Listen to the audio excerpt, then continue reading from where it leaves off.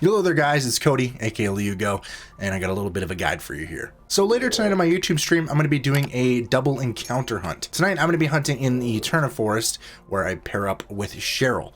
And Cheryl and I are going to go around battling Pokemon. So while you're with Cheryl and you go into the grass and you encounter Pokemon, 2 will pop up. Now the odds don't change, it's still a 1 in 4,096 hunt, but you get to see 2 Pokemon. And yes, I know that it looks like I didn't get sleep or anything, but I just got a haircut, real fancy. And I got hair in my eye, and then I started rubbing it right before I was gonna plan to record this, so you know, whatever. So there are 5 different instances in the game where you get to do the double battle, so I'm just going to show you where they are and kind of what to look out for. The 5 different areas that you can do these kind of hunts are the Eterna Forest, the Iron Island, the Wayward Cave, Victory Road, and Stark Mountain.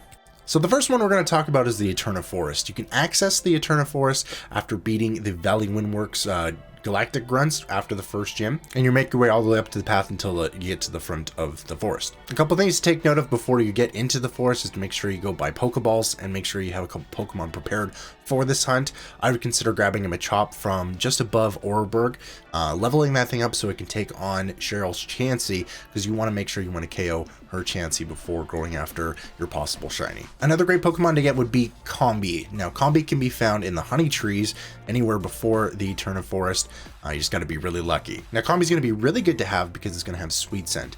Instead of running all around the forest with Cheryl trying to get your encounters, all you have to do is just open up your Pokemon menu, use Sweet Scent, and you get an instant encounter. So here we go. We're just going to showcase me entering into the Eterna Forest and partnering up with Cheryl.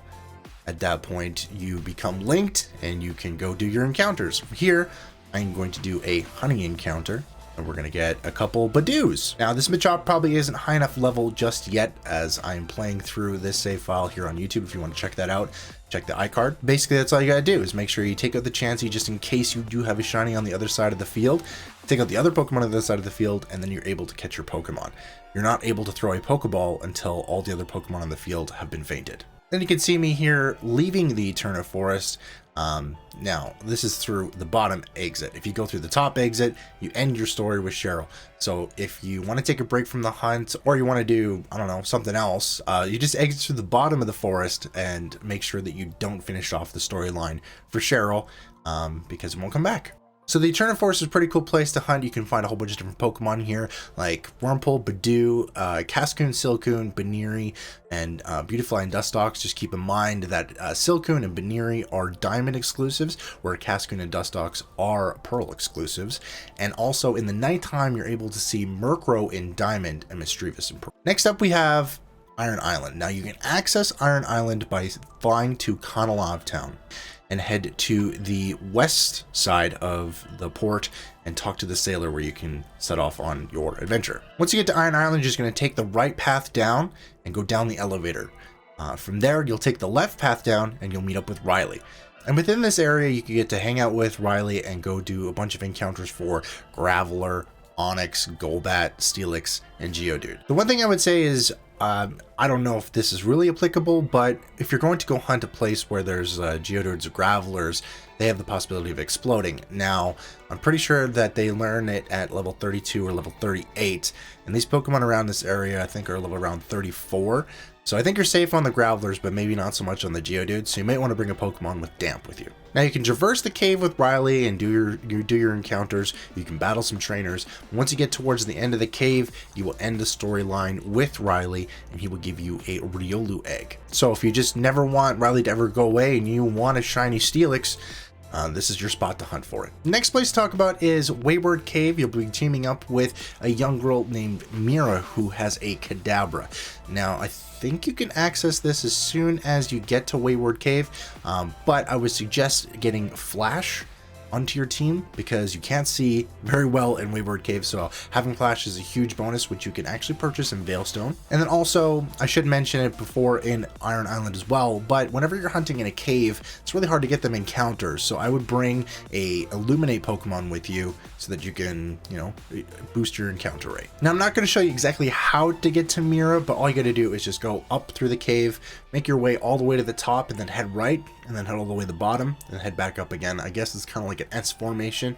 And another thing about hanging out with Mira is that I couldn't shake her the whole time. As soon as I started talking to Mira, I couldn't ditch her. I couldn't go back to the spot where I first found her and be like, hey, I gotta go, bye.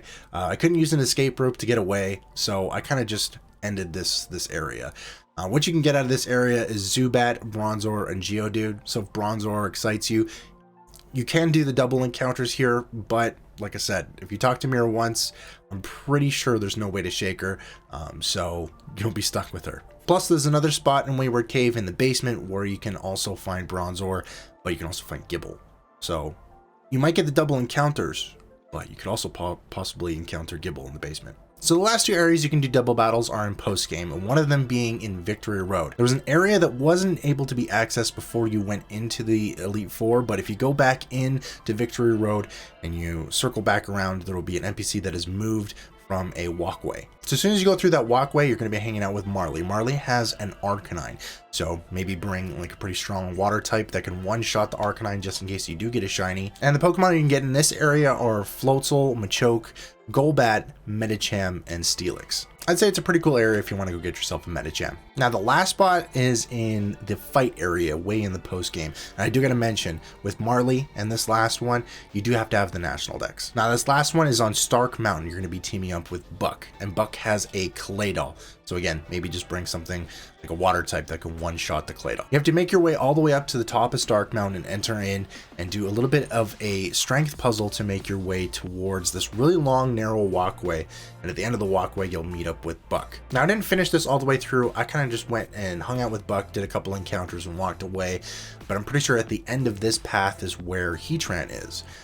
So I'm pretty sure once you get close enough to the Heatran, you'll probably lose Buck and then you probably won't come back. Again, this time around, I would definitely bring a damn Pokemon. I'm pretty sure the Pokemon around this area are much higher level. And so the Geodude, the Coughing, and the Graveler, I'm pretty sure those are the three that will have the explosions and the self-destructs or whatever. But the possible Pokemon you can encounter here are the Geodude, Graveler, Slugma, Macargo, which are really cool, interesting fire types. You have Camerupt, Onix, Machoke, Golbat, and Weezing. I don't know, this spot is pretty diverse and I think it's a pretty cool place. You know, you could probably skip out on doing Iron Island because most of the spawns for Iron Island are here anyways. So I think this one's probably one of the cooler ones to do. So there you go. There's your 5 areas. Just make sure you want to be prepared and bring yourself your Pokeballs and make sure that you are bringing a Pokemon that can KO every single one of their partner Pokemon, and not to complete their storylines, because as soon as their storylines are done, the double battles are over. So there you go. Hopefully this was helpful to you. Hit that subscribe button if you are new. Hit the like button if this helped out at least a little bit. And I'll catch you on the next one.